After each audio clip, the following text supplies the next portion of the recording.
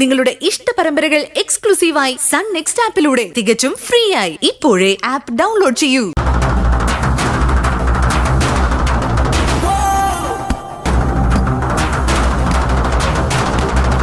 കണ്ടിട്ട് അള്ളു വെച്ചതുപോലെ ഉണ്ടല്ലോ.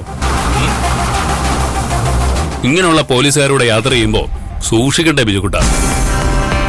അവർക്കുള്ള പണിയും കൂടെ ചിലപ്പോ നിനക്ക് കിട്ടും. ഗിരിയേട്ടനാണോ ഇത് വെച്ചത്? അതെങ്ങനെയാ മോനെ നിനക്ക് ഇത്ര ഉറപ്പിച്ച് പറയാൻ പറ്റുന്നത്?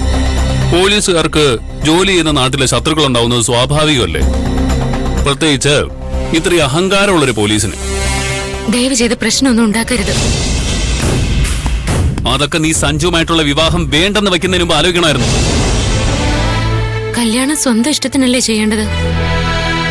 എനിക്ക് സഞ്ജയിനെ ഇഷ്ടമല്ല, അത് ഞാൻ തുറന്നു പറഞ്ഞേ ഉള്ളൂ. ഓ, നീ ഇഷ്ടപ്പെട്ടില്ലെങ്കിൽ സഞ്ജു അങ്ങ് ഇല്ലാണ്ടാവുമെന്ന് നീ കരുതിയോ?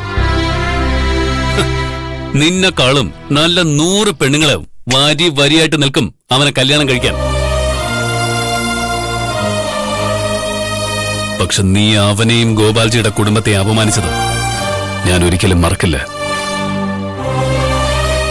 അതിനുള്ള പണി നിനക്ക് കിട്ടിയിരിക്കും. ഗിരിയേട്ടാ, നിങ്ങൾ തമ്മിൽ വ്യക്തിപരമായ പല പ്രശ്നങ്ങളും ഉണ്ടാവും. പക്ഷെ ഇപ്പോ മഞ്ജു യൂണിഫോമിലാ. കണക്ക് തീർക്കാനുള്ള അവസരം ഇതല്ല. എനിക്ക് കണക്ക് തീർക്കണമെന്നുണ്ടെങ്കിലേ അതങ്ങ് തീർക്കും. അതിന് അവസരം നോക്കി നടക്കേണ്ട ആവശ്യമൊന്നുമില്ല. വെറുതെ ഇതിന്റെ ഇടയിൽ വന്ന് വീണ് തടി കേടാക്കാൻ നോക്കണ്ട. ഈ കൈ നിന്റെ ദേഹത്ത് വീണലുണ്ടല്ലോ, ജീവിതകാലം മുഴുവൻ ബിജുക്കുട്ടന് കിട്ടുന്ന ശമ്പളം മരുന്നിന് മാറ്റിവെക്കേണ്ടി വരും.